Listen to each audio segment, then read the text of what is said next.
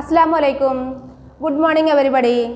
In the last class we studied about some temples constructed in the medieval period. മധ്യകാലഘട്ടത്തിൽ നിർമ്മിച്ച കുറച്ച് ക്ഷേത്രങ്ങളെ കുറിച്ചാണ് നമ്മൾ കഴിഞ്ഞ ക്ലാസ്സിൽ പഠിച്ചത് അല്ലേ? Which are they? Okay, the Pancharathas in Mahabalipuram, the cave temple at Ellora, the Kamakhya temple in Assam, the Brihadishwara temple in Tanjavur, and the last one, the Khajuraho temple in Madhya Pradesh. In this class, we are going to learn about a new style of architecture developed during the Sultanate period. Sultanate period develop ചെയ്ത ഒരു new style of ആർക്കിടെക്ചറിനെ കുറിച്ചാണ് നമ്മൾ പഠിക്കാൻ പോകുന്നത്. This is known as Indo Islamic style of architecture. എന്താണ് Indo Islamic style of architecture?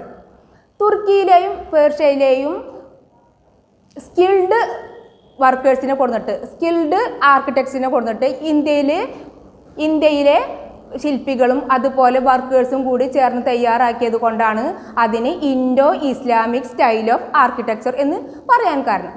What are the features of Indo Islamic style of architecture?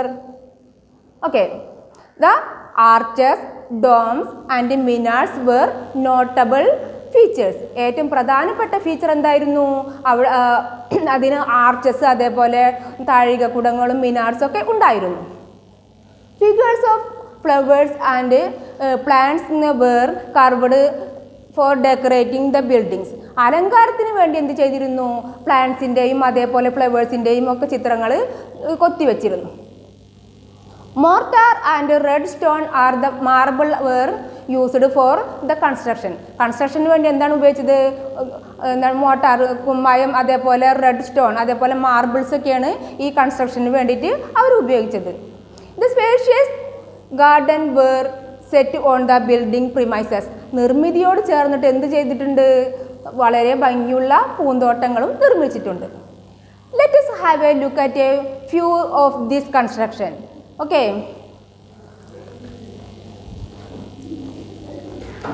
the first one, Qutub Minar. Qutub Minar was the first building constructed in the Indo-Islamic style. ഈ Indo Islamic സ്റ്റൈലിൽ ഏറ്റവും ആദ്യമായിട്ട് നിർമ്മിച്ച നിർമ്മിതിയാണ് ഏത്? Qutub Minar. The construction of Qutub Minar was started during the reign of Qutbuddin Aibak, the founder of Sultanate. സൽത്തനത്തിൻ്റെ ഫൗണ്ടറായ Qutbuddin ഐബക്കാണ് ഇത് തുടങ്ങി വെച്ചത്.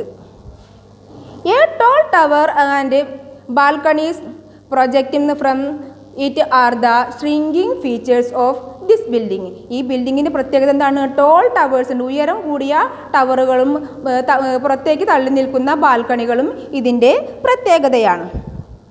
Next one, Humayun tomb. Humayun tomb is in Delhi. It is situated the center of beautiful garden. This tomb is made of red stone and marbles.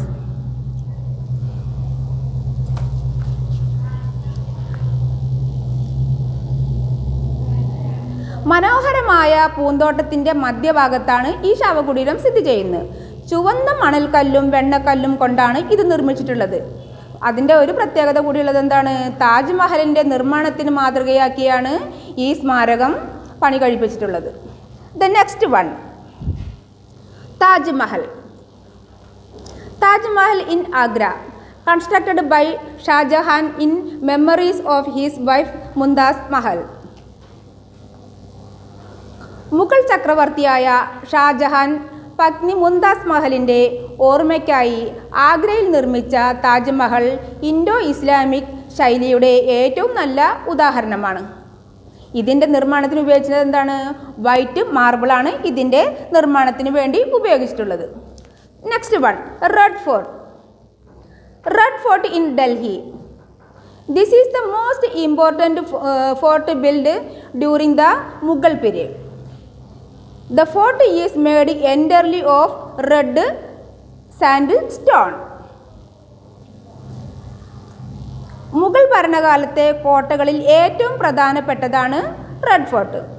ഇത് പൂർണ്ണമായും ചുവന്ന മണൽ കല്ലുകൾ കൊണ്ടാണ് ചെങ്കോട്ട നിർമ്മിച്ചിട്ടുള്ളത്. The next one, Juma Masjid. Juma Masjid in Delhi. Marble and red sandstone were used for its construction. ഇതിൻ്റെ ജുമാ മസ്ജിദിൻ്റെ കൺസ്ട്രക്ഷന് വേണ്ടിയിട്ട് എന്താണ് ഉപയോഗിച്ചത്? മാർബിളും അതേപോലെ റെഡ് സാൻഡ് സ്റ്റോണുമാണ് ഉപയോഗിച്ചിട്ടുള്ളത്. Okay, is it clear? അക്കാലത്ത് സൗത്ത് ഇന്ത്യയിലെ വിജയനഗര റൂളേഴ്സ് നിർമ്മിച്ച ടെമ്പിൾസാണ് വിട്ടില സ്വാമി ടെമ്പിളും അതുപോലെ തന്നെ ഹസാര രാമ ടെമ്പിളും. അതിന് മറ്റുള്ള ടെമ്പിൾസിൽ നിന്നും കുറച്ച് പ്രത്യേകതകളുണ്ട്.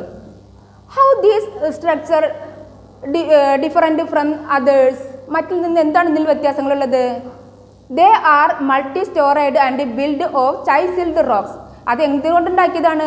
ചെത്തി മിനുക്കിയ കല്ലുകളും അതേപോലെ മൾട്ടി സ്റ്റോറേഡ് ബിൽഡിങ്ങുകളായിരുന്നു, ബഹുനില കെട്ടിടങ്ങളായിരുന്നു. Mandapas were build adjacent of the temple. അതിന് ടെമ്പിളിനോട് ചേർന്നിട്ട് എന്തുണ്ടായിരുന്നു? മണ്ഡപങ്ങൾ നിർമ്മിച്ചിരുന്നു. Pillars were the carving were constructed. ഇത് ഉയരം കൂടിയ ചെത്തുപണികളുള്ള പില്ലേഴ്സ് നിർമ്മിച്ചിരുന്നു. പില്ലേഴ്സ് എന്ന് പറഞ്ഞാൽ തൂണുകൾ ഉണ്ടായിരുന്നു. Temples were expanded. അവരെന്ത് ചെയ്തിരുന്നു? നമ്മുടെ ക്ഷേത്രങ്ങളൊക്കെ എന്ത് ചെയ്തിരുന്നു? അവർ എക്സ്പാൻഡ് ചെയ്തിരുന്നു, വിപുലപ്പെടുത്തിയിരുന്നു. These are the difference between the other structures. Okay. During the 16th century, the Portuguese introduced a new style of architecture in India. Which are they? This is known as Gothic style. എന്താണ്? Gothic style. Gothic സ്റ്റൈലിൻ്റെ പ്രത്യേകതകൾ എന്തായിരുന്നു? Pointed towers ആയിരുന്നു. എന്താണ് pointed ടവേഴ്സും അതുപോലെ തന്നെ arches are the features of the Gothic style. What are the features of Gothic style? Pointed towers and arches. The St. Francis Church in Kochi and the Bom Jesus Church are the example of the Gothic style. Okay, these are the construction in the medieval period. മധ്യകാലഘട്ടത്തിൽ നടന്ന നിർമ്മിതികളെ കുറിച്ചാണ് നമ്മൾ പഠിച്ചത്. Is it clear? Okay, thank you very much.